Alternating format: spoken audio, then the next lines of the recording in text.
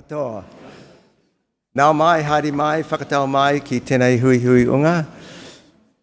I Sambula, Malawelele, Talau Whalawa, Kamna Māori, Namasti, who have I missed? Whakalofa atu, and aloha if we have our guest from Hawaii. And of course, welcome all Gera Manblong, Island Emi Stapalong, Western Pacific. Some fella e asking me, also one of you know sabi use the name Melanesia. Yvonne Underhill Sem recently reminded me, Melanesia is not a word from the Pacific. It's a word that comes from the people who came to the Pacific much later than the people who lived there. And really it didn't mean anything to the people in the region. They were not people of Melanesia or Polynesia or Micronesia. And I've been thinking about that. I'm a geographer. And so words like Western Pacific or Eastern Pacific or Central Pacific make sense. But I don't know what Pacific people think about these labels, Polynesia, Micronesia, Melanesia. But I was interested that Yvonne raised that question about the word. And Ron Crocombe years ago raised the same question. These labels, they're colonial inventions. Just remember that when you use them. They don't necessarily mean anything to the people who live in the countries. And so if you're thinking I don't know the words, I do know they're there, but I was following an idea of Evelyn's. Anyway, it gives me great pleasure to welcome you to the second day, and I'd just like to acknowledge at the outset the fantastic function last night that was organised by Evelyn and her colleagues. A large group of people attended that function, and I understand some of them were still there at midnight. So obviously it was successful. Thank you very much, Evelyn and team, for doing that. This morning we are privileged to have two very eminent speakers as our keynotes. Associate Professor Kabini Sanga from Victoria University, Wellington, very widely known throughout the region for his work in the field of education, been a major leader in education in the Solomons, and made very significant contributions in New Zealand to education and the development of education in the university system here. And Kabini will be followed by Dr. Alisi Honali, who is from Tonga and who is now a senior policy maker addressing issues of trade and migration and development in Tonga.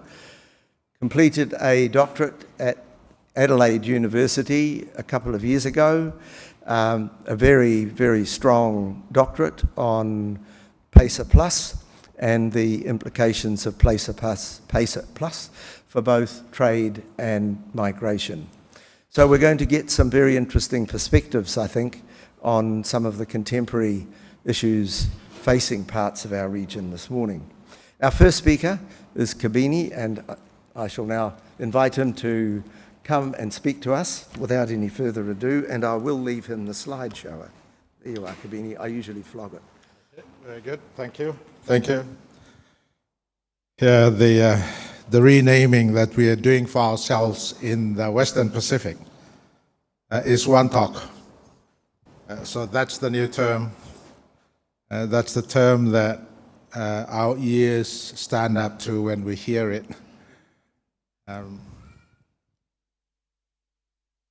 Renaming has to be done all the time. I'm using two mics when I shouldn't be using two mics. So am I?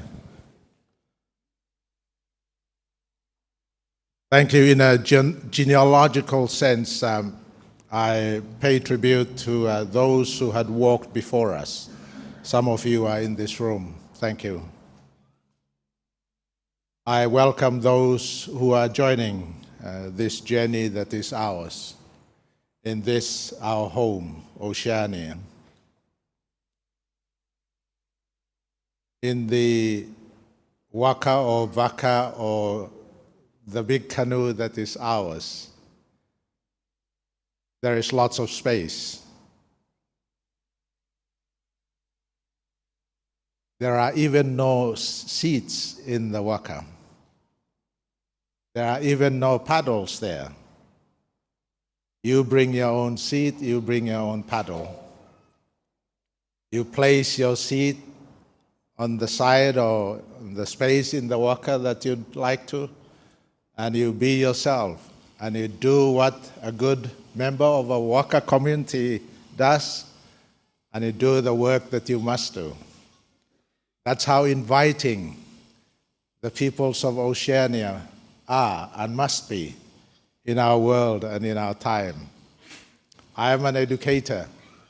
As a way of starting a connection with this talk story, let me start with this very place in the year 2000, where my first keynote address in New Zealand was made at this place, where some other colleagues from this university brought a number of us from the region to this place.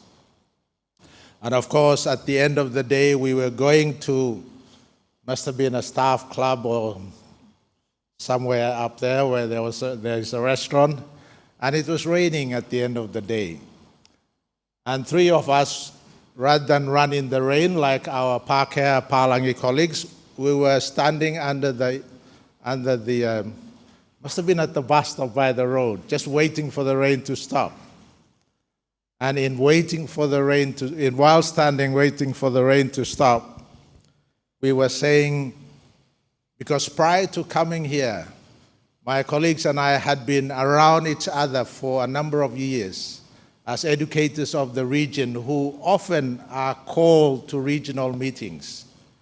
And we were saying how we are meeting regularly around the Pacific, but we are meeting when it's the aid donors who are calling us to come and they pay for us to come. And of course, that was also happening here at this university in the year 2000. And we had the conversation to say, why don't we just call our own meetings so that we might then be responsible for everything that happens and everything that does not happen after the meeting. And therein began, I said, okay, that's fine. I will write a paper to make that happen. And so I wrote a paper. And then I went to NZIPR at that time in Wellington. NZIPR was just becoming NZIPR prior to going back to what it is now. And said, here's a good idea. Would you give me $2,000? And they said, for what? I said, just give it to me. I am a feast maker, I said. I learned to make feasts. And I made my first feast as a boy in East Malaita when I was still a Form 4 student in high school.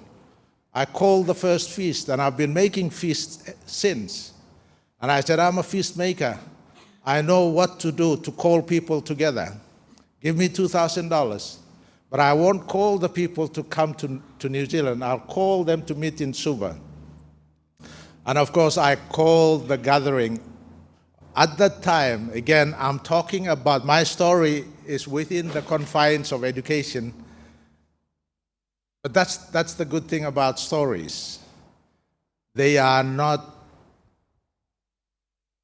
I was going to say they are not true, but that's not true. Because they are ongoing, because they are partial. As Hawley said, when Tongans say it is true, it's only 20%. So this is my talk story is my story, trying to connect with this forum and this place. Those of you who are in education will be familiar with the Rethinking Pacific Education Initiative. So I convened the first gathering in 2001. And I called the Pacific Island thinking people in education to come together in Suva. And of course, there's an old book. It doesn't look flashy. In 2002 or late 2001, The Tree of Opportunity. But the students at that time in our universities, when they saw that small book that looks very bad outside, but it has the discussion papers from that particular forum,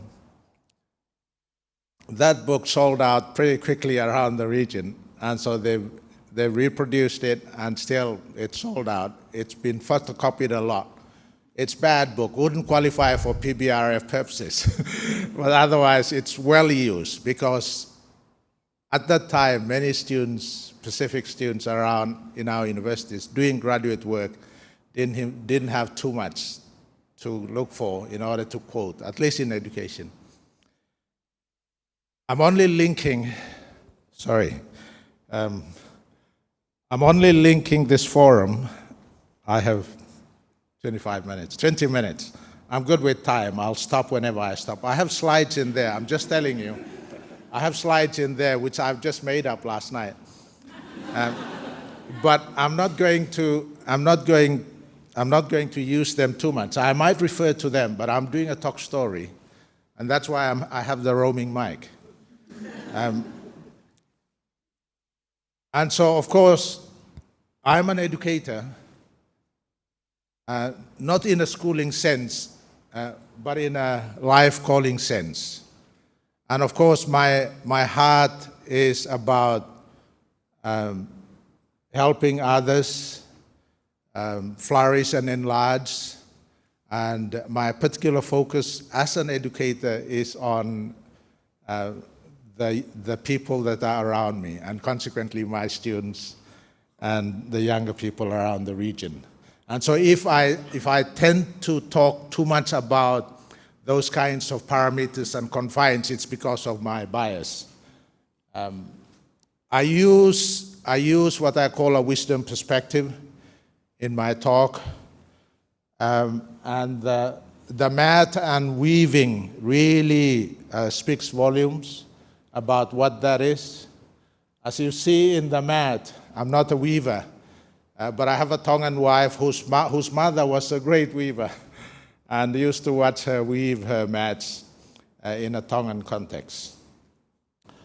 We don't see the bits and pieces standing alone there. I'm sure this is probably a good Polynesian mat. I'm not sure whether it's Tongan or Samoan. The Fijians will have the modern, what do you call those colorful things? At the end, the Fijians among us will see that I don't even know what those things are called. But what wisdom perspective tells us is that you don't see the single pieces. You only look at the strands of pandanus leaf. You don't see the strands that go below the mat and they come out later on. But they do go below the mat sometimes and come out later on. You see that all the beauty, all the color at the end here is held together by the strand that has begun from the other end that doesn't look so flashy. The mat and weaving allows us not to see our world as simple, not to assume that it's either that or this, not to see the duality that might be there, but in fact to look at the patterns, to look at the strands that are held together, and in the holding together, show to us a beauty that is appreciated. It shows to us that sometimes, of course, I do mat repairs at home because I have a Tongan mat on the floor. And my wife has taught me. She has these pieces that are stored away in a container. And because I sit in a particular place all the time on the floor to read, that place is always damaged. And so my wife has taught me how to actually take the pieces of pandanus that were cut away from the mat to then take it back and repair the mat. And that's why in appreciating life which is complex, sometimes that which is already cut away is brought back in order to restring and strengthen again that which may have been damaged because of good use or because of bad use. And so this approach to seeing our journey allows us to rename, allows us to even rename the experiences that are not as good at a particular point in time. I was supposed to do this. So from my perspective, as we think about indigenous Pacific research, again, that's a very broad, I suppose, classification of what might be called Pacific research generally. It's time for celebration. As an educator, as I think about the last 20 years, last 18 years, since that conversation here on this campus, it's time for appreciating that which we have been, the journey on which we have been.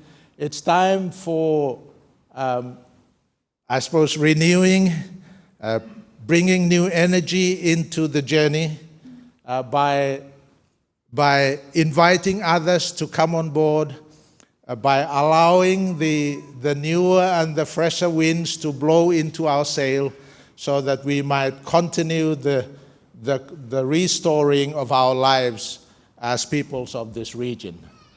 So from my perspective, I am starting with a celebratory, hope-filling, hopeful kind of a message as I reflect on the last 2 decades of indigenous Pacific research in the region. The story was told very well in one of the sessions yesterday, so I will not talk about them. Even as we look at indigenous Pacific research, by just looking at some of the models or some of the ideas that have been put out, there's heaps. I could have put together 10 slides just by listing the models that are out there. Again, if you look at the theses that have been produced, mostly in New Zealand, but also in some of our other Pacific universities now, there's lots of models out there. There's no end to frameworks or models. So I won't get into that. Sorry. As I look at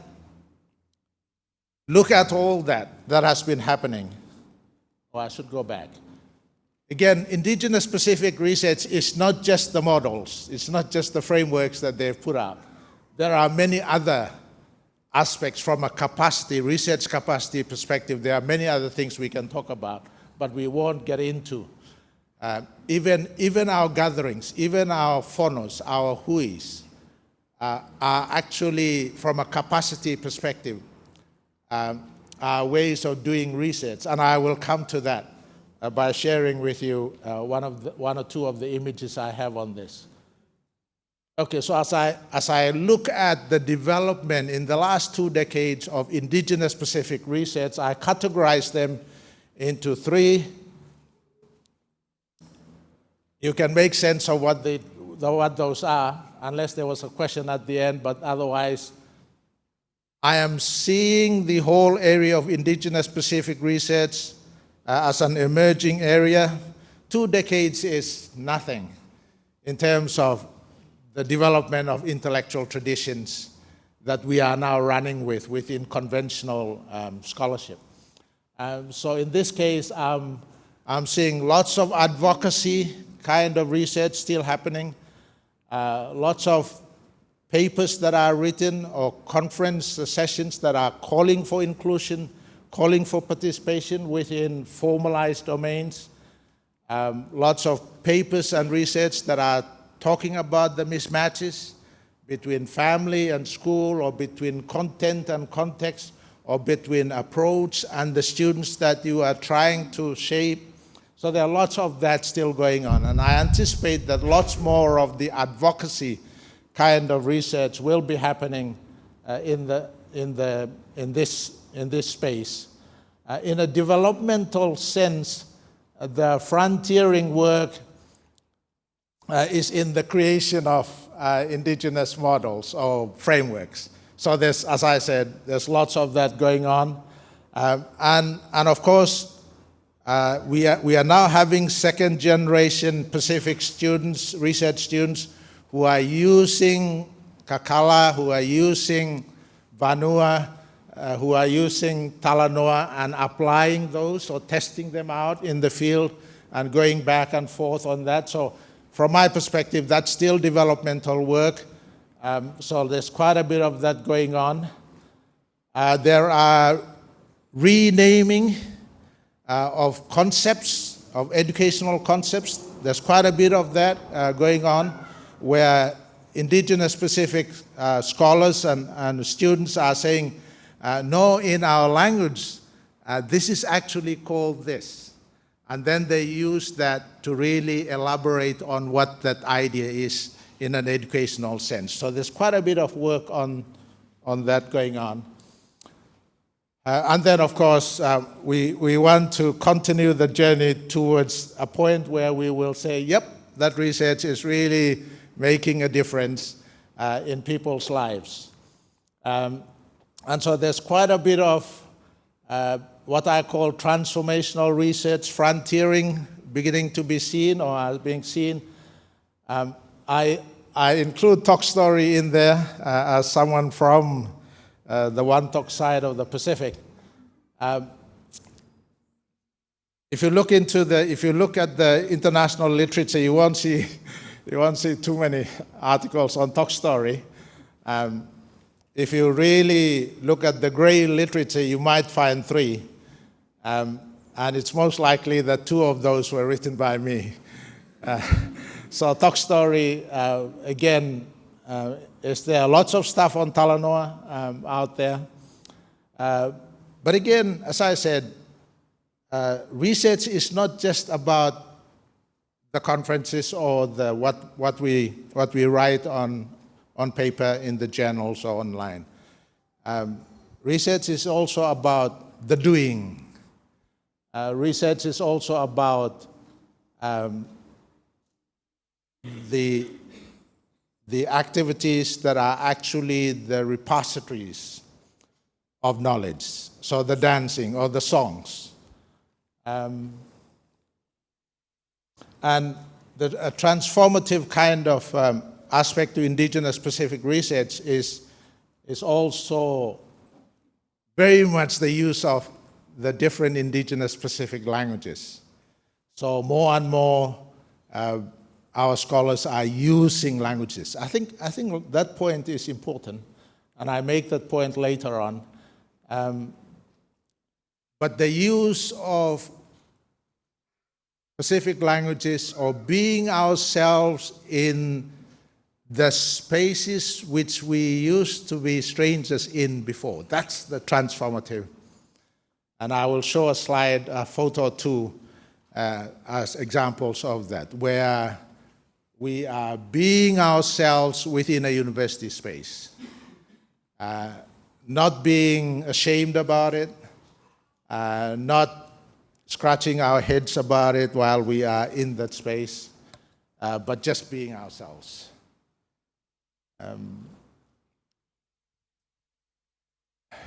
What's my timing? Okay, nearly there. So again, as the weaving and the mat was showing us, what are the patterns that we can see in looking at the indigenous Pacific research and the journey so far? Of course, the use of Pacific metaphors, very, very in the face kind of, yeah. Lots of Pacific island metaphors being used. Very quickly, there are lots of visual metaphors. There are lots of the bure, the canoes, the fishing, types of fishing, all sorts of things are being used as visual metaphors.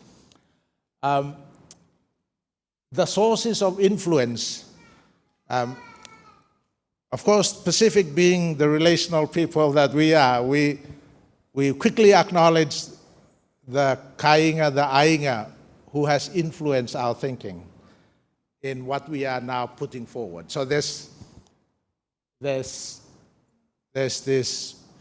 place-rootedness, back to our family, back to our relatives, back to our friends, back to the ones who had taught us at the university, and acknowledging their work and saying, that's the inspiration for my own work.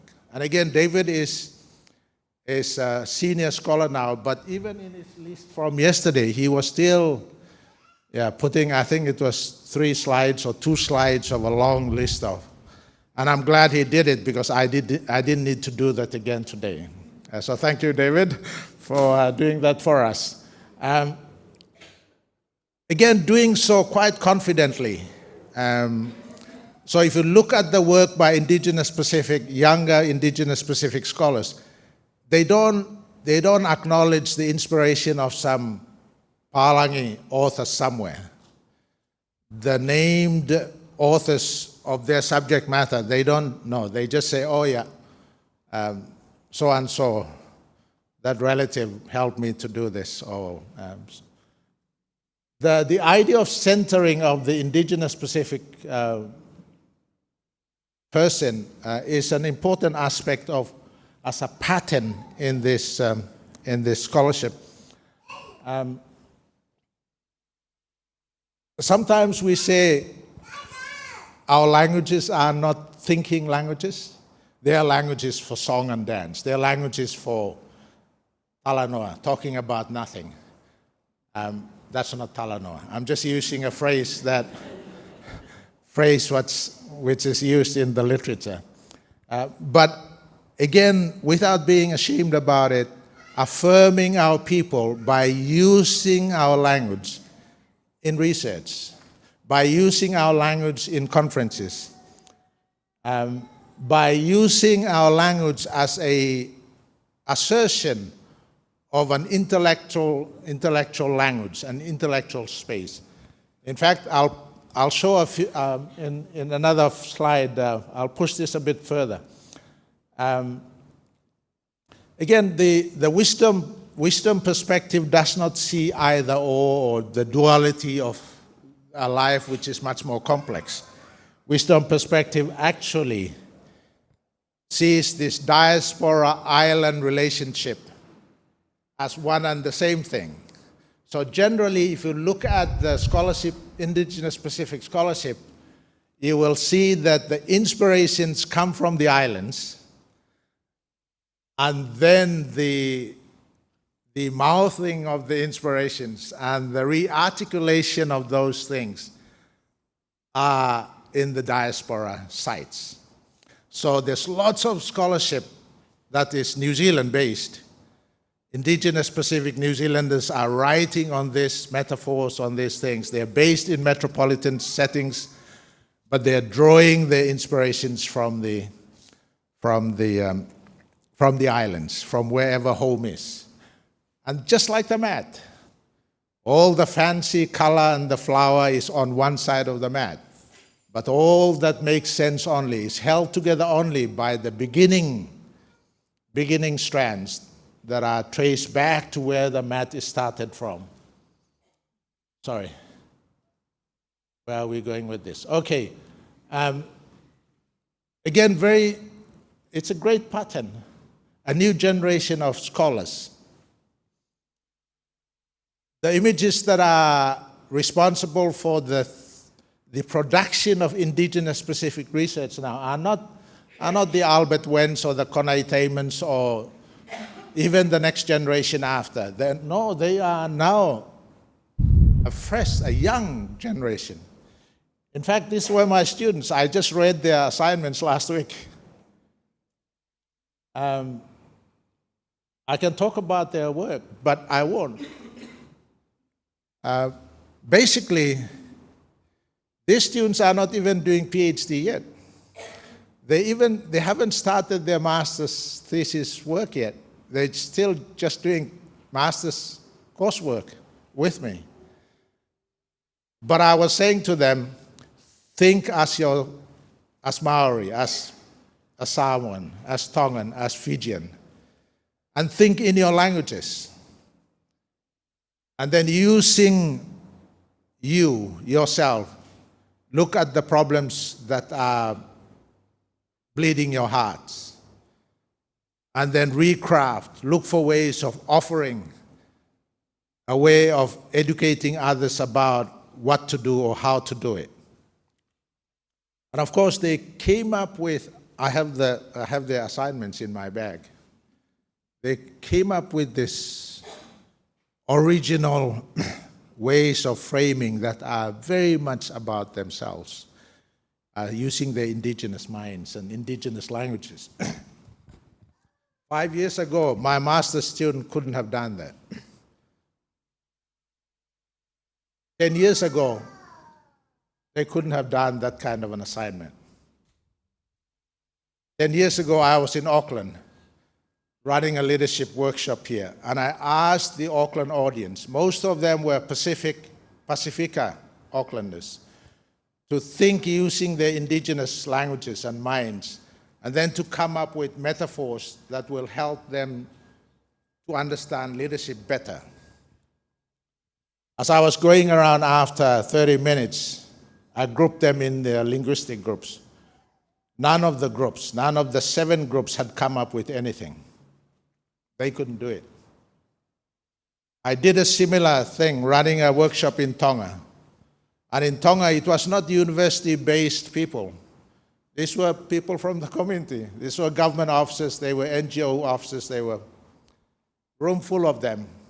Gave the same instruction. I grouped them into 4s and 5s. And I said, using your Tongan minds, using Tongan language, think as Tongans, come up with metaphors that will help us explain what the Tongan understanding of mentorship is. And I said, I'll give you 20 minutes. And they were still talking. Tongans like to talanoa. And I was saying, come on, follow the instruction. They just ignored me. Yeah. I'm sure they were saying, what's this Solomon Island guy trying to do? And then I said, okay, stop. And I said, who has an example of a Tongan metaphor that helps us to understand any aspect of mentoring or mentorship? All their hands were up. They didn't need to think about it. They didn't need 20 minutes. They didn't even need 5 minutes. This was a living culture that understands and communicates, makes meaning metaphorically. And so they just talked about it. Sorry, my time is nearly up. Again, it's not just about using indigenous specific language or learning indigenous specific language. Don't forget, each of our languages are part of or our foundation to entire intellectual traditions. Yeah. And consequently, in this, I'm using my own father's language to demonstrate that it's not about getting our young people to just learn the language. It's about getting our young people to also use the language about whatever the content is. And in this case, I am teaching ethics for my own children, young people in my village. And so using the language to teach what being good people are within the worlds we live in, within families. And of course, some of us are part of this project. In this particular example, I'm using my own indigenous Gula Ala language to philosophize. Yeah. And so when my people ask certain questions, they are actually philosophizing. And so using indigenous specific language to really get at the subject matter in universities that we think are difficult. They are not. Because as David said yesterday, we have intellectual traditions. And we appreciate that and don't assume that research is anything new. I said earlier that research is not just talking about it, talking about what we know. Research is about doing it. And Pacific peoples, be yourselves, be ourselves. Last week, I ran a conference. One or two are in this room. And of course, at the conference, one of the things we did was that we wanted people to feel welcome. And so I got a whole lot of our young people to bring out the mat and basically said, this is the Talanoa mat. We're inviting, this was an international conference, inviting everybody now to come and sit on the Talanoa mat. And of course, people said, this was the first meeting we weren't throwing stones at each other.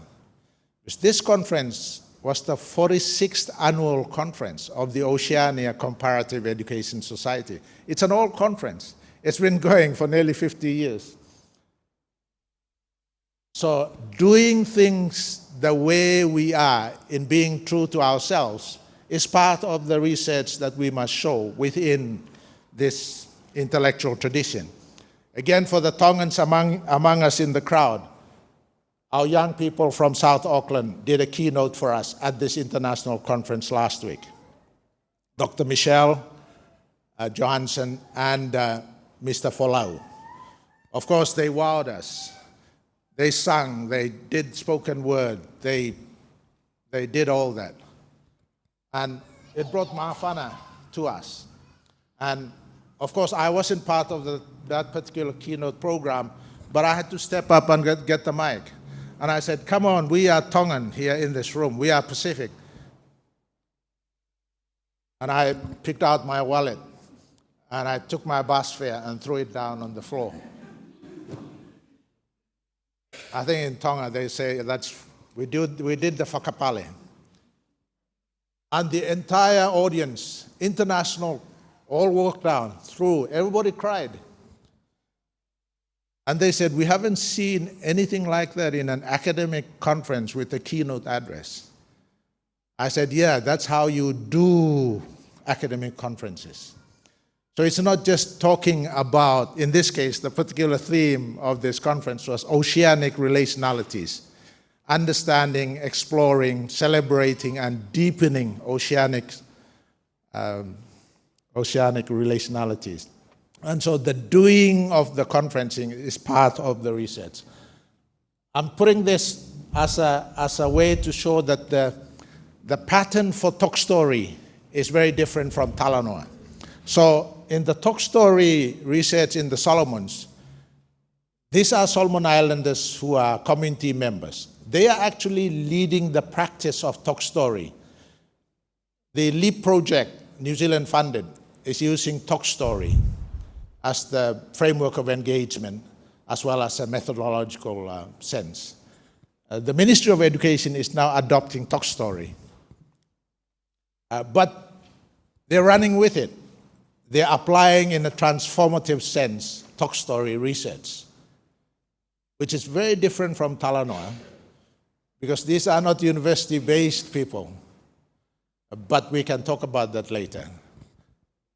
The scholarship on Talanoa is driven by university-based Polynesians, whereas in the Solomon Stock Story, it's led by people who are living it out on an everyday basis.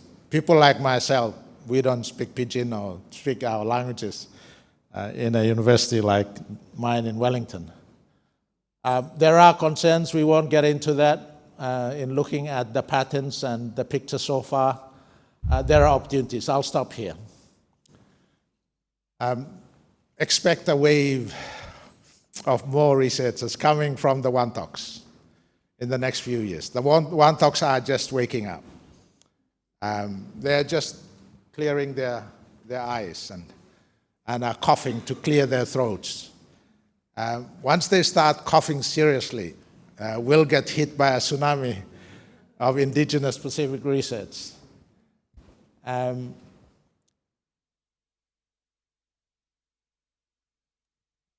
I think we have an opportunity. We as this region, we as the open mat that we are putting down for us, have an opportunity to really contribute to the wider global scholarship a research understanding that uses ourselves. We are relational people. Our stewardship of generosity has become natural. We think about the other first as a first response. We wait, we don't disturb the conversation that's going on. We wait.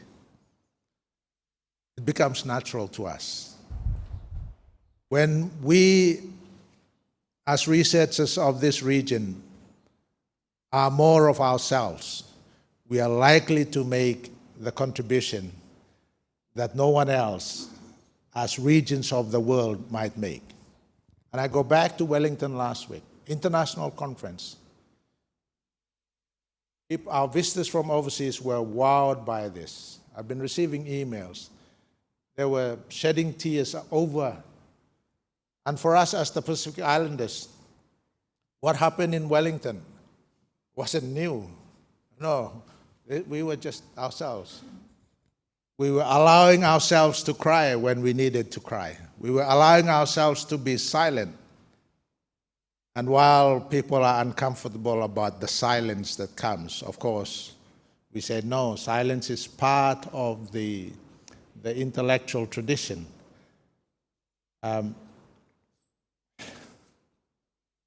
Richard, I'll stop there, but thank you. I think I only see a future which is hopeful and a future which is quite promising because it's inviting, because it's welcoming, because it's allowing people to be themselves and to handhold with each other and make this, our region, a better home. Thank you.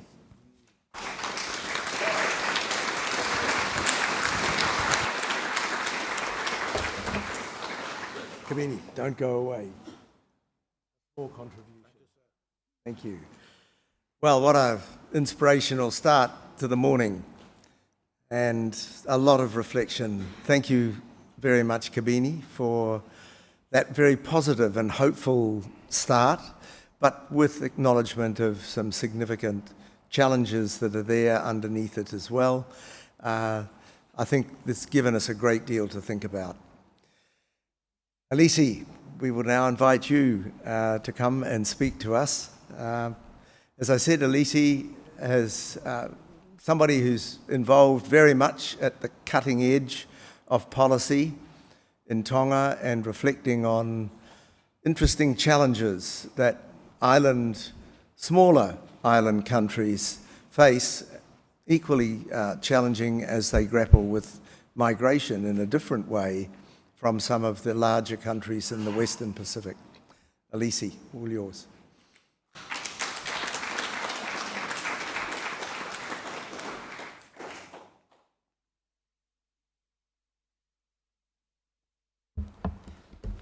Malolele, whatapu ki he o tō mawhmawhi o awhio taulotolotonga. Whatapu at whokia ki moto hono kotoa Fale Pasifika o taulo nuku he marmalo e whale koini. Dr. Kabini has really elevated the standard of talks, of keynote talks this morning. I feel very inspired and I'm very pressured not to ruin the mood. But yesterday, Dr. Rochelle Bailey and Dr. Evelyn Marsters and I were just talking about how different this conference is, how special this conference is. The sense of family. It's a family coming together to talanoa, to talk about, not just to discuss knowledge, but to talanoa as a family about how we can use research to contribute to the development of our region. And so I'm deeply honored to be a part of this program. And I'd like to really thank Dr. Evelyn Masters as well as Yvonne for the invitation to participate in this program. I'd like to also acknowledge in a special way Professor Richard Bedford, who put up with me and guided me during my PhD years. And I'd also like to pay my respects to the elders in the room who have paved the way for us young Pacific researchers to know our purpose and our role in the development of our region. Today, I'd like to just briefly talk about some of the research that I've done and the work that I'm doing in Tonga. Just a brief background. I worked in the government of Tonga for about 13 years, during which time I ran away to do my master's and my PhD. But I worked in the Ministry of Commerce, Labor, and Trade all these 13 years. The name has changed 5 times, I think, just to make it a bit grander, but really our work is still the same. But today I'd like to just briefly talk about something that I think is one of the greatest development problems in the Pacific, which is this divide between policy and research, which has resulted in the development of policies and the investment of scarce resources in the development of policies that have not been effective in contributing to the development of the region. And I really do look forward to what's going to emanate out of this program. We as researchers identifying how we can contribute to the development of the region. And so I'd like to just share today some insight. Between 2009 and 2014, I was involved in the PACER Plus negotiations back in Tonga before I went off to do my PhD studies. And so I'd like to and I worked in economic development policy all my years of working in the government. And so I'd just like to share my experience, some insights from the negotiations of the PACER Plus agreement, and what I saw as this real divide between policy and research. In fact, one of the most controversial issues in the PACER Plus was labor mobility. And I saw just how important it was for us to understand what do we want out of this PACER Plus agreement. And that was my main motivation for going off to do my PhD.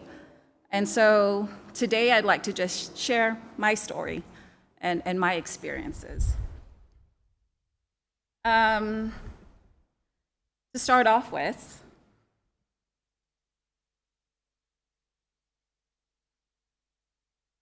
to understand the importance of labor mobility for the Pacific, we have to really look at our growth imperatives. What's important for the Pacific in terms of sustainable economic development? The growth imperative for the Pacific, because of our development characteristics, as small, most of our countries are small, except for PNG, and because of our smallness, international trade is critical for economic development. The gains from international trade lies in the exploitation of differences. And so it is claimed by trade experts that the largest difference that Pacific Islands can exploit is in labor mobility, particularly for low-skilled labor mobility. This is the factor endowment that we have in relative abundance, and the factor endowment that developed countries are seeing difficulty in supplying because of factors such as their demographic issues. Another issue in terms of our growth imperative in the Pacific is an employment imperative.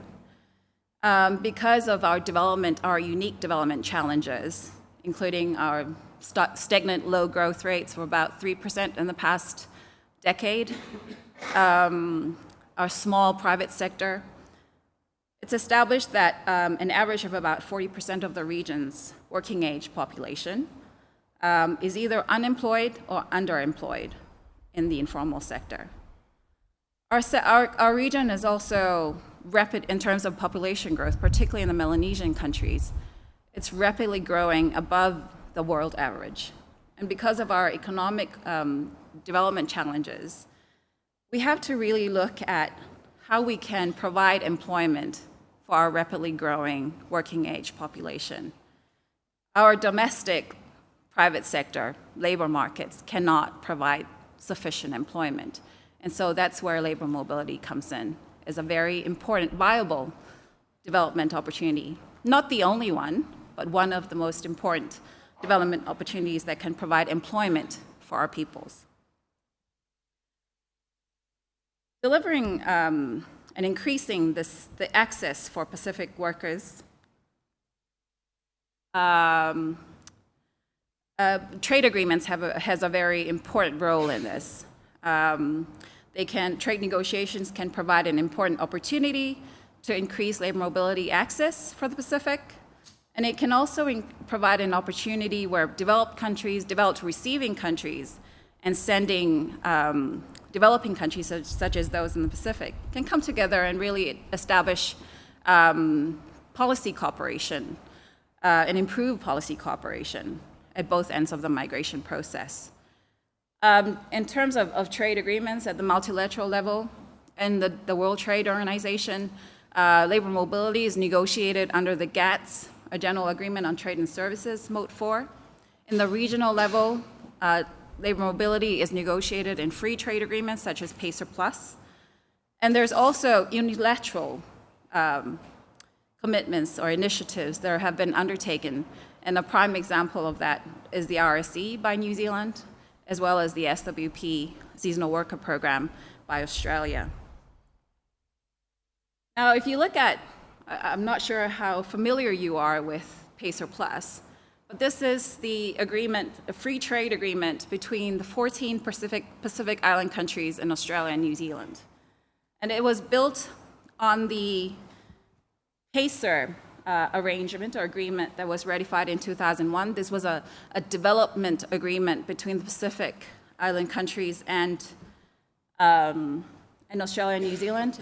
And the whole objective was to develop a framework for the gradual trade and economic integration of the economies of the Pacific with their largest neighboring developed countries of Australia and New Zealand. And it was also established because Australia and New Zealand is one of our key trading partners for the Pacific. The trade creation benefits of this agreement would actually outweigh the trade diversion effects. And so free trade, the PACER Plus was established even from the very beginning that would be the most important free trade agreement for the Pacific.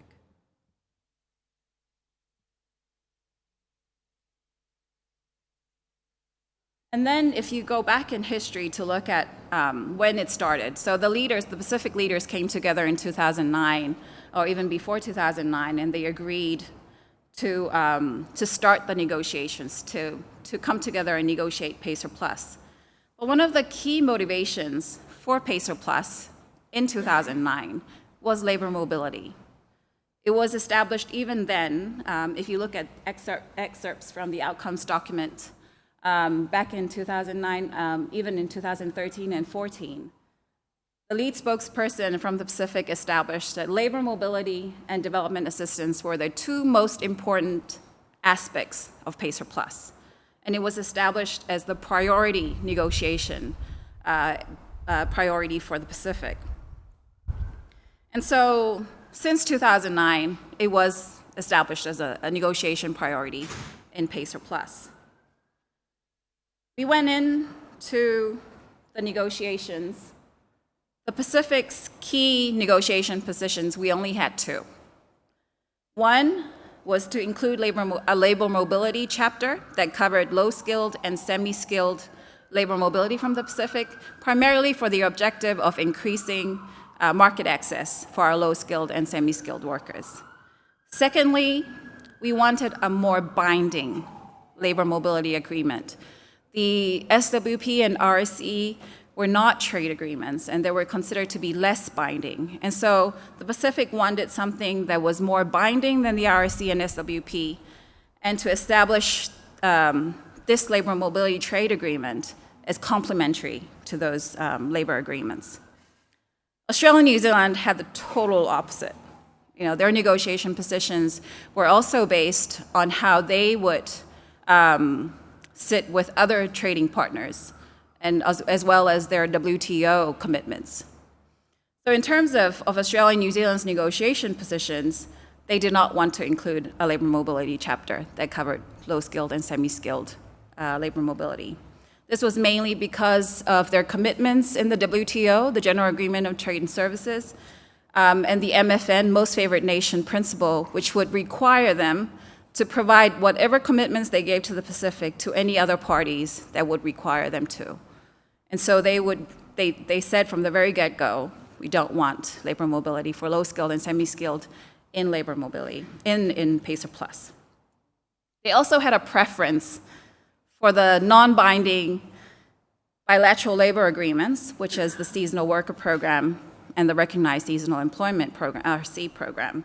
They considered these as the most preferred modality for low-skilled and semi-skilled labor mobility. So even from the very beginning, our negotiations positions were not on the same page. And so we had difficulties negotiating. In fact, Australia and New Zealand didn't even want to negotiate labor mobility. They wanted to talk about trading goods, but because labor mobility was established by the leaders as a priority, we had to somehow discuss that on the sidelines.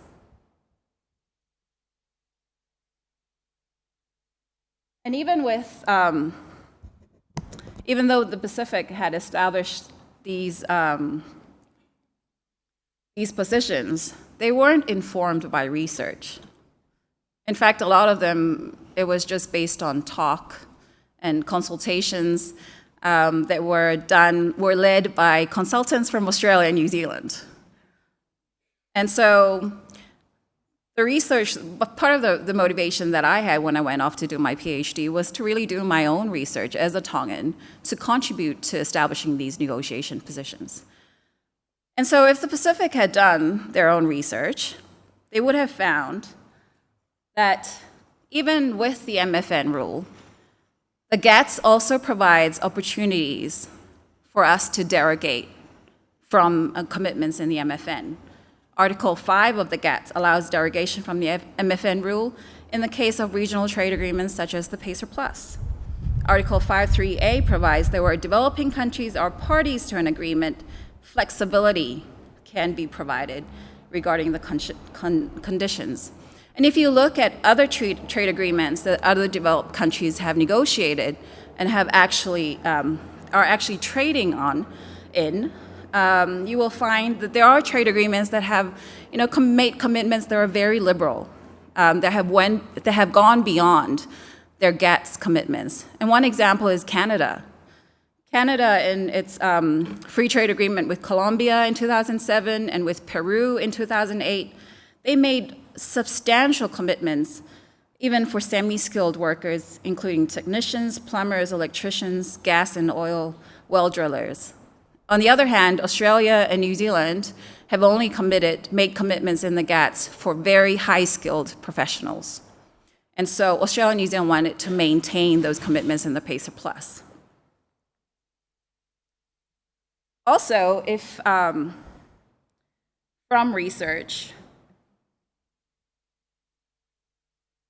you would identify that bilateral labor agreements such as the SWP and RSE, they're subject really to the conditions because they're based on unilateral initiatives by receiving countries. They're primarily subject to the conditions established by these receiving countries. And so they could expose Pacific sending countries to high risks of uncertainty. And because of its non-binding nature, bilateral labor agreements have been heavily criticized because of potential exploitation of workers. This is based on the literature review of the history of bilateral labor agreements.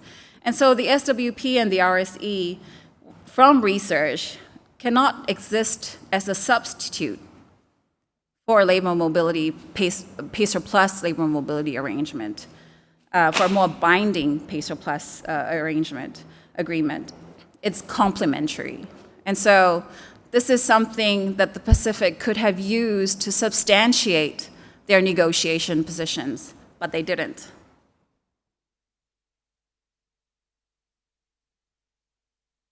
The agreement was signed in 2017, and the outcomes in terms of labor mobility negotiation outcomes, labor mobility provisions for low-skilled and semi-skilled workers were not included in the binding PACER Plus agreement.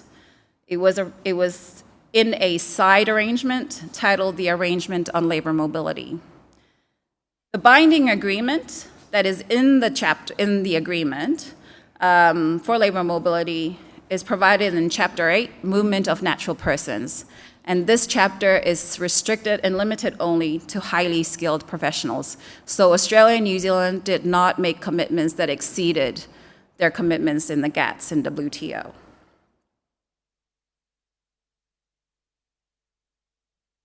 But even with a side labor mobility arrangement, if the Pacific had pursued further research, they could have identified that we had a fallback position. We could have used maximized negotiation of this side arrangement for our benefits. And I'd just like to briefly take you through some of the research that I've done to identify what those fallback positions are. Number one, we could have negotiated to lock in commitments to increase labor market access for low-skilled and semi-skilled Pacific workers. We could have aligned the scope of the arrangement to key growth sectors in Australia and New Zealand where there are labor shortages, and try and have Australia and New Zealand make commitments in those areas. But if you look at the arrangement on labor mobility, there's no clarity in the scope. There are no commitments on any sectors or on access. The only commitment that was made is an annual conference for Australia, New Zealand, and the Pacific Island countries to come together and discuss labor mobility.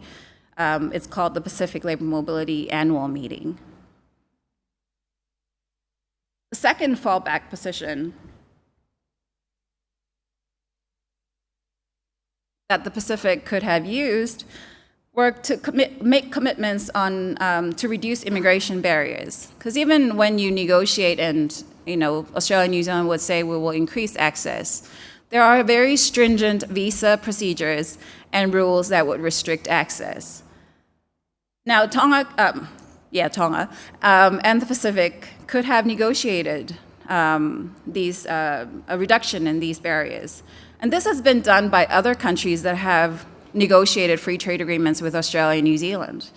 China, for example, they had a side arrangement for semi-skilled labor migration, but they were very clear on the key skills that they wanted access on, and they were also very clear in terms of the text of the side arrangement on how they would reduce any constraints in terms of visa procedures. The labor mobility arrangement, it's briefly mentioned in the objectives, but there's no real commitments in this area.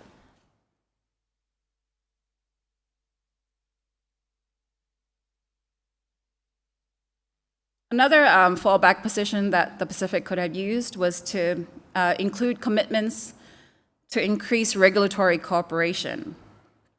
This includes mutual recognition of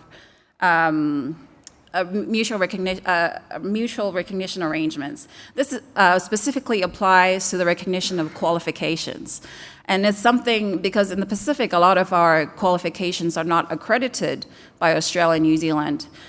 Countries in Asia have used mutual recognition arrangements to negotiate how those qualifications, a pathway for those qualifications to be recognized so that our semi-skilled workers could access the labor markets of Australia and New Zealand. The arrangement on labor mobility, it recognizes this as important, but the language is best endeavor language. It doesn't make any firm commitments in this area.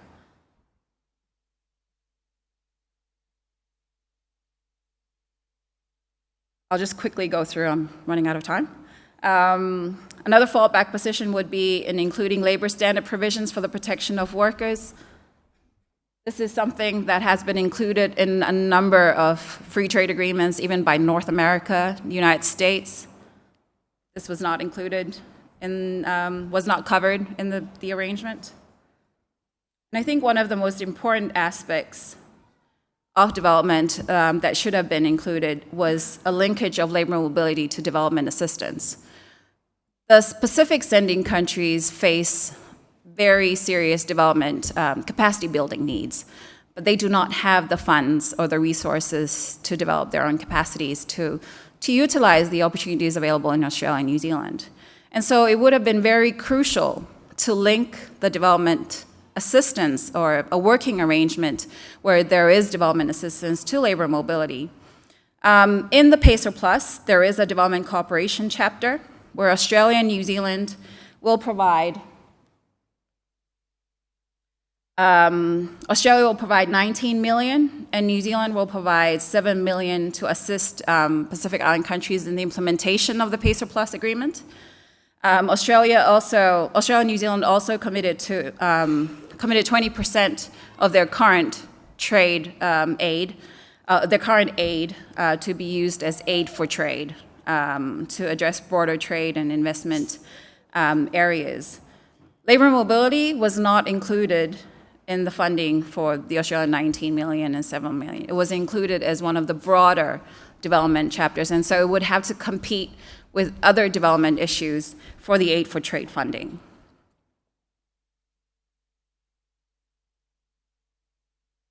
But I think, and just taking you through the nature of the negotiations of the PACER Plus, the message that I really want to say, give you today is there is a real divide between policy and research. If research was integrated into the development of the Pacific's negotiation positions and negotiation approaches, perhaps we would have come out with more favorable outcomes. Unfortunately, I finished my doctorate when the agreement was already signed, so I couldn't contribute to anything. All I can do is winch. But really, the consequences of this divide, they're quite serious, and it's important for us to look at. Because of this divide, Pacific Island countries were unable to develop substantive negotiation positions and to effectively negotiate labor mobility. Provisions, that would increase their gains from this trade agreement. They were unable to identify that they had a fallback position that they could have exploited. And the conditions for Pacific Islands to increase their labor mobility gains from the PACER Plus agreement were mostly unmet. And so the role of the arrangement on labor mobility in increasing labor mobility gains for the Pacific, it's unclear, or at least that's my opinion. Now, I guess the critical question now is, how can we bridge this divide? I put in the question mark for how because I really don't know. And I'm hoping that we could discuss this further and look at how we can bring the policy and the research worlds closer. I think that we have to look at the problems relating to research. We have to look at problems relating to policy formulation processes in the Pacific.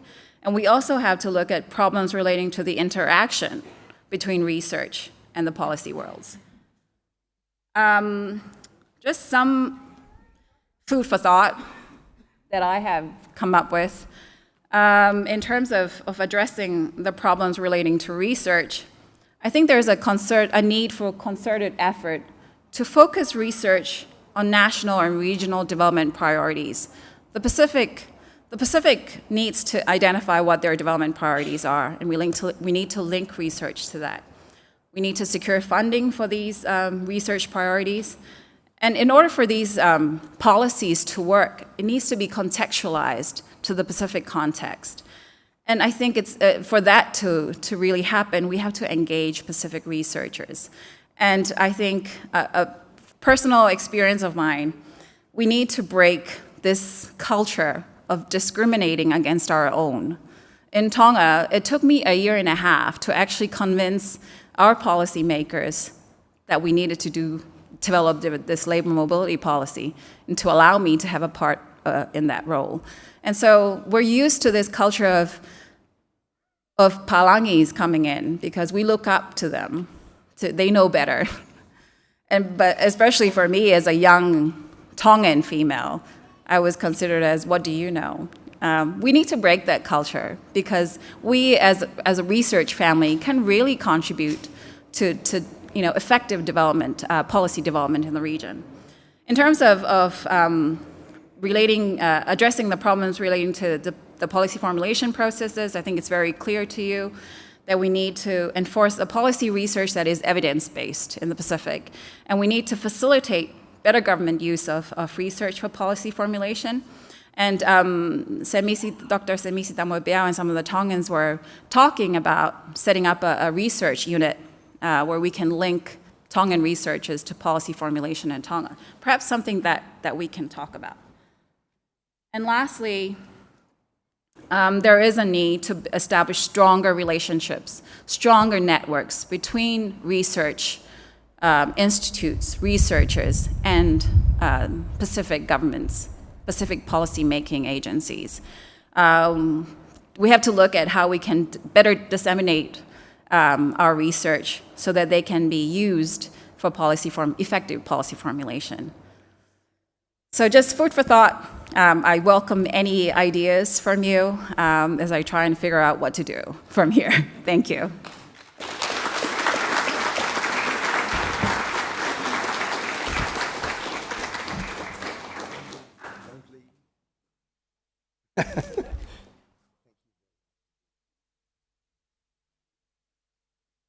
Well, that couldn't have been a better compliment to the first presentation, especially around the significance of specific ways of thinking and addressing problems that are so critical in the region.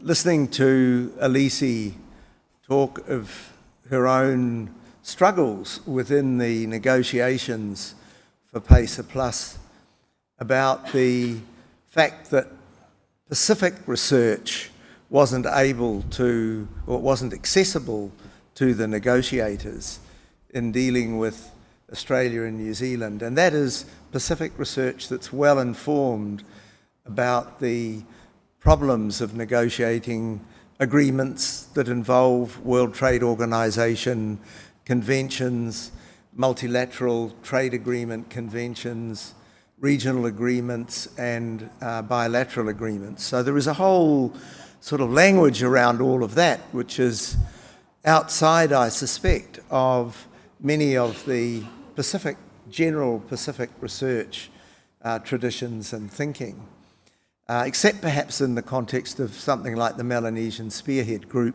which has tried to do its own development of a regional, sub-regional trade agreement. We've got opportunities now for some questions for both Alisi and Kabini, so we will get a couple of chairs up the front, and I'm sure there will be plenty of questions.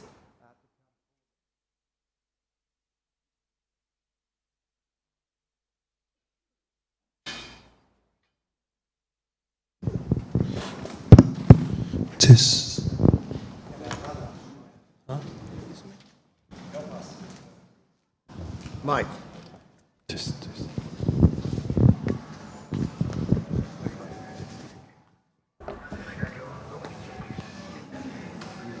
We'd like to start. Anybody got a question?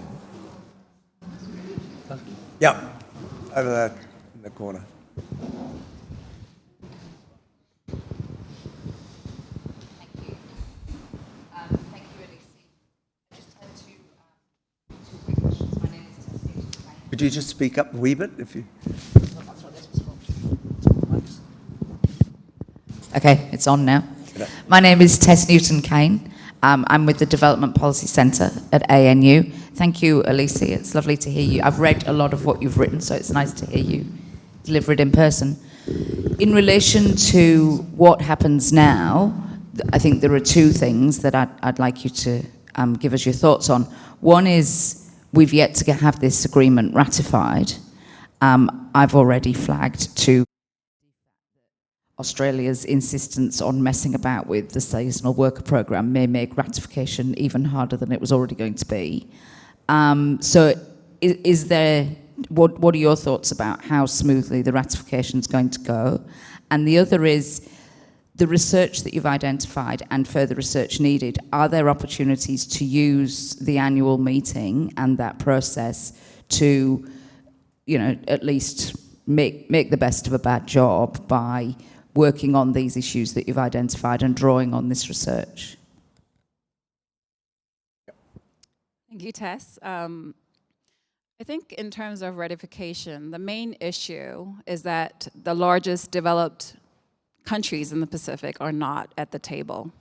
They have not signed on to PACER Plus, and that's Fiji and PNG. And so in order for PACER Plus to smoothly be ratified and for it to be effective in a way, we have to bring those countries to the table. We have to really see how we can integrate them and see if we can convince them to sign. The Pacific Labor, the PLAM, I can never remember the acronym, but it provides that platform where Fiji, because Fiji and PNG are part of that conference, it provides that opportunity for us to integrate Fiji and PNG so that we can discuss their interests, their development needs, and because they consider labor mobility as crucial, and they really want to see an increase in labor mobility for their peoples. And so I think it provides, labor mobility provides leverage. It provides an opportunity to bring these countries, these major developed Pacific Island countries to the table so that we can actually push PACER Plus forward. And yes, the plan provides an opportunity because everyone comes to the meeting. The employers are there, the donors are there, the Australia, New Zealand government departments are there, as well as the Pacific government departments. And so because everyone is at the table, we can actually discuss what the research priorities are. And because the researchers are also part of the meeting, we can see how we can link or bring the researchers to address and do research on those priorities. I hope I answered your question. Thank you. Anybody else? Yes, David.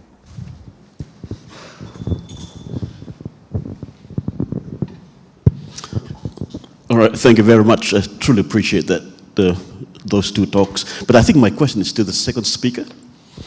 And that has to do with the fact that I'm very pleased with some of the presenters here in this conference who come from government. In the case of the Solomon Islands, I think there's still a big divide between what we academics do in research and what is accepted at the level of government. In the Solomon Islands, for example, there is still a great resistance from top government officials, members of parliament, towards research, because they see it as an academic thing, an activity. And so that when for myself, when I approach members of parliament, try to talk to them about sort of recognizing and appreciating research, they say, well, we find with our policy, we find with our thinking, our surmising, so I'd like to see something done about that. That there's a greater connection between what we do as researchers and people up high in the governments, and how can we really make it work so they accept what we're doing? Because I know that what we're doing as researchers is very important for policy making, but it's still not, at least in this case of the study, it's still not being recognized. And so the research becomes sort of like an academic thing that gets wasted, and reports are written and they collect dust on the shelf somewhere and stuff like that. So, I mean, I don't know about Kabini Sanga's work, but certainly my work is not recognized. It's not that I'm trying to promote my own, but it's just that I think it can provide some insights into government policy making. Does that make sense? Or? Yeah. Thank you. I really don't know the answer. I think that's why I wanted to pose it as something for us to discuss. But the issue that you're talking about, I think it happens in most of our island countries. It's real in Tonga. And I really don't know how to address the issue. But I have seen academics who have forged relationships with policymakers, and that relationship has helped to, open the doors for these academics to become consultants. Because at the end of the day, the Pacific, the number of consultants that we go through in the Pacific, it's amazing. But they they don't use Pacific researchers. And so I think there is a need to build that relationship, and I think it would have to be contextualized to each of the Pacific Island countries because of their dynamics. But in the Pacific, I think one example that has worked in Tonga is Dr. Semis Tamoepeau.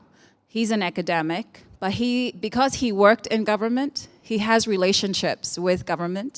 And so they were able to contract him for a lot of our tourism policy work. And so I think it's a relationship issue as well as, and even if you're not engaged by government, perhaps there are stakeholders who are engaged in the policy formulation processes, who could make the right kind of noise to actually force policymakers to pay attention to researchers and academics. That's just my 2 cents. I really don't know the answer. Kabini, do you have anything you want to add? If we assume that the world can be compartmentalized, then it's going to be quite difficult to bridge some of the gulfs that we are drawing attention to. At a personal level, I actually write papers for the Solomons Cabinet and also for the Vanuatu Cabinet. I'm not saying anything there. I'm only saying that there are ways of understanding the world that will still allow us to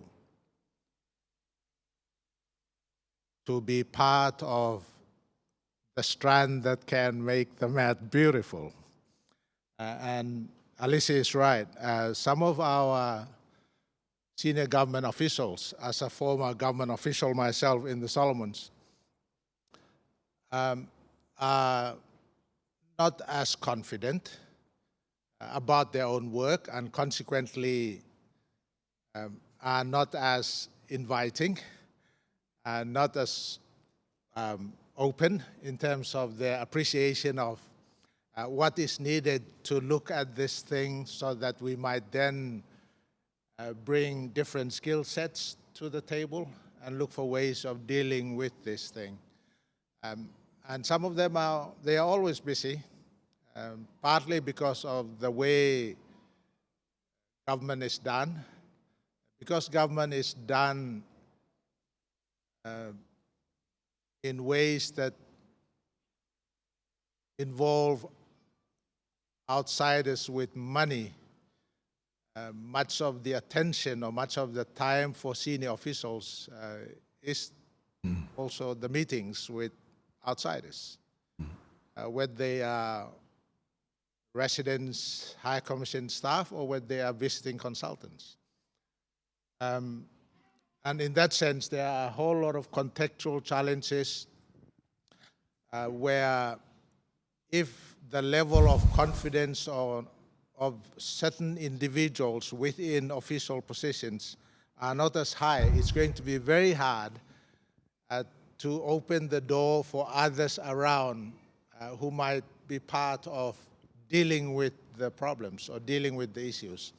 Generally speaking, my observation around the region and being in regional meetings over the years is that generally we, as in the politicians of the Pacific or the senior officials, are not as well prepared for the discussions that we have. That's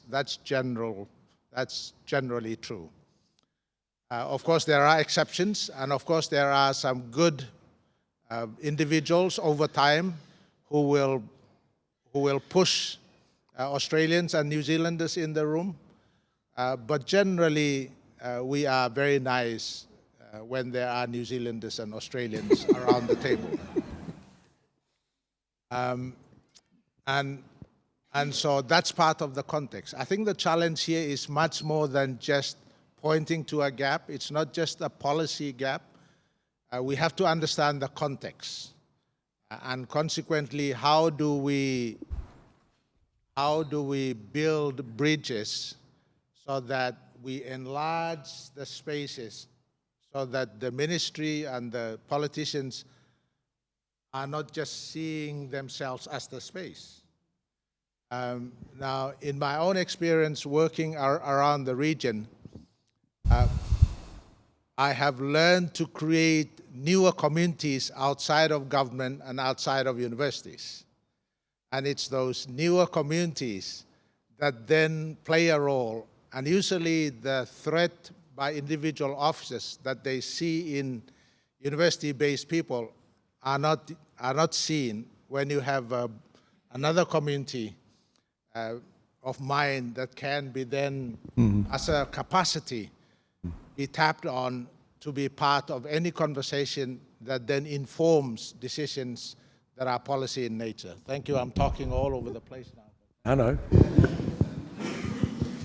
One here, and then, just next one. Hello. Yep. Thank you. Loge is my name from the National Research Institute. I'm in Papua New Guinea. I want to share our experience in terms of bridging the policy and research divide. So from our experience, we have actively engaged the media as one of the key stakeholders in bridging that policy and research divide. We've tried as much as possible to disseminate all the research because our policy is closely linked to, our research is closely linked to policy formulation. And so in that process, we've tried to engage the media as much as we can by disseminating the research that we do. And from that experience, it has worked for us in many ways in terms of bridging the policy and research divide. So I thought I should share that experience that might be useful for other Pacific Island countries. Thank you. Thank you. Yeah. My name is Semisi Tamoipeau. I'm one of the Tongan researchers that Alisi was talking about. I am from the Auckland Institute of Studies. I just want to fully support what our two speakers were talking about, identifying the research gap in the islands and having good relationship, knowing people. At the same time, you don't have to think big about research. In my experience in Tonga, I've been doing this sort of work in Tonga for 40 years now, 40. Good examples would be looking at the air services, looking at air transportation in the Pacific, costs millions of dollars for various governments. So I did my doctorate on economic sustainability of air services, and some of the airlines are actually doing the model that I have put together. Current book just coming out is talking about coral reefs, the climate change and coral reef bleaching, little things like that. And that particular chapter is going out to one of the mitigation factors for climate change. There's work that we've just done for NZIPR on private sector investment policy, which has been done for NZMFED, and this has gone out to the islands, just giving them some advice on looking at some of their incentives for overseas investment. Currently, we're doing some work for tourism national qualification in Tonga, and hopefully that could be replicated in some of the Pacific Islands. Tourism, if we want to embrace tourism, we need to have our own local people employed, embrace tourism. And one way of doing it is to formulate national qualification, which has never happened in Tonga before. So we're just putting up national qualification for Tonga. Fully support what you're saying, Alesi. We've just talked about some of our Pacifica research yesterday. It's about time that we get closer to our respective government and say, those particular aspects of things you're doing, maybe we can do a bit of work on it for you. Cost nothing, we'll do it for love. But some of the policies need new directions, need a bit of research. A research could be defined, could be the academic definition of research, or research basically could be defined, come on you guys, be sensible, let us look at the real thing, Thank you, Malo. Thank you. Yep. Thank you. Well, we could be here for quite a long time. We are running, one more, and then we will have to finish before we break for... Thank you. My name is John Tissam. I work for PNG government for, I think, about 12 years before I went to Cook Islands. I worked for Cook Islands government for about 19 years. And more or less, I was into the policy area as well. So I got just a discussion, and then now suggest something for Alisi to take it up maybe. From a political perspective, it's a bit difficult to link our local people who are elected by the voters to parliament, and there's the same people that make policies for us. Unfortunately, not many are fully educated, and that's my apologies if I offend other people, but majority of people in the Pacific don't reach that level of researchers like us. And to bring that message to them, you need to simplify it. I do some briefing for Prime Minister in the Cook Islands, and I do simple analysis, not too much analysis, just statements from what your findings are, and they'll take it. If you bring a big report to them, they won't. They just put in the rubbish bin. So these are some of the advice I want to, from the practical perspective of what I know, it might help. Bring your research right down to that grassroots level and say statements, no jargons, no research jargons, just statements, what you want to do. And they will take it. They're good, they will listen to you. And then you build relationships with your politicians. That's the only way you can get the message across to them. And speak in Tongan. They will understand. Don't speak in English. You write it in English, but you explain to them in the language that they know. And that message will carry. And I bet you they will take your message. That's one advice I want to give. My second question is whether that knowledge that you acquire from your research, could that be transmitted to people in SPC? Because they are regional bodies that connect with Australia and New Zealand. So I'm just wondering whether that idea that you have, could it be enforced? You bring it to SPC, and they could do more research into you, or maybe negotiate with Australia and New Zealand? Thank you. Thank you. I'll let Alisi talk with you about an answer to that one. We will now break for a morning coffee, tea, a drink before we split. I think just checking with Evelyn or anybody here on the program, there have been some changes to the program. How many sessions have we got after morning tea now? 3 or 2? I think it might be 3. 3? Okay. 4. Oh, we've got 4. Okay, we have 4 sessions after morning tea. So maybe check your program again while you're having morning tea, because there have been some changes in the allocation of papers. A few people withdrew, so there's been a bit of shuffling. Okay, thank you very much. Let's just thank our speakers again for a very good session.